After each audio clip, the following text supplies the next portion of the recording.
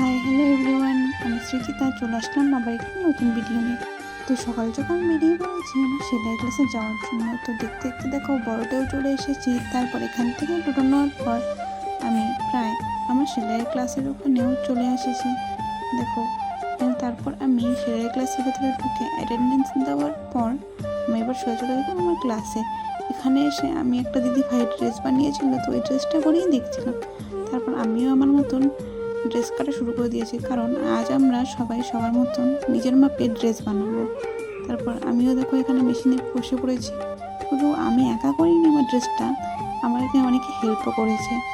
তারপর দেখতে দেখতে দেখো সবার ড্রেসই বানানো হয়ে গেছে। তারপর সবাই এখানে পরে পরে ভিডিও করছিল প্রিয়া আমাদের, তো তাই সবাই পরে পরে দেখাচ্ছিল। এদিকে দেখো আমার ড্রেসটাও তাই অনেকটা রেডি হয়ে গেছিলো। তারপর এদিকে আমরা প্রিয়ার ফোনে ভিডিও করছিলাম।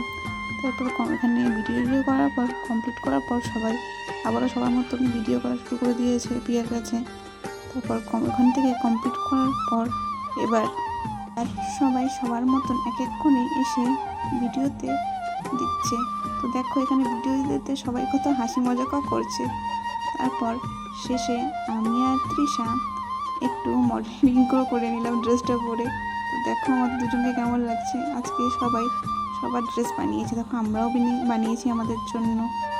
এটা হলো আমার ড্রেসের ফাইনাল লুক। তোমরাই বলো কেমন লেগেছে। তারপর একটু ফটো ভিডিও তোলার পর এবার আমি এখান থেকে আউট করে বেরিয়ে পড়ছি, কারণ আমারও আউটের টাইম হয়ে গেছিলো। তারপর প্রিয়া আমাকে বললো যে লাস্টে একটু ড্রেসটা পরে দেখা, তো ওটাই দেখছিলাম পরে। তারপর এখান থেকে এবার আউট করে আমরা আবার সবাই বেরিয়ে পড়লাম সবার বাড়ির জন্য। তো দেখতে দেখতে এখানে আমি টোটোও নিয়ে নিলাম। টোটো নেওয়ার পর এবার আমি সোজা করছিলাম বড়টায়, কারণ ওখানেই আমার বাপি আমার জন্য দাঁড়িয়েছিল। তো দেখতে দেখতে দেখো বড়টাও চলে এসেছি। তারপর এখান থেকে বাপির সাথে গাড়িতে করে এবার বাড়ির দিকে যাচ্ছি। আমাদের বাড়ি বড় থেকে প্রায় অনেকটাই ভেতরে, তাই ওখান থেকে সবসময় টোটো ভেতরে যায়ও না, তাই বাপি মাঝে মধ্যে আমার জন্য দাঁড়িয়ে থাকে। তো দেখতে দেখতে দেখো বাড়িতেও চলে আসলাম। তো দেখা হচ্ছে পরের ভিডিওতে, টাটা।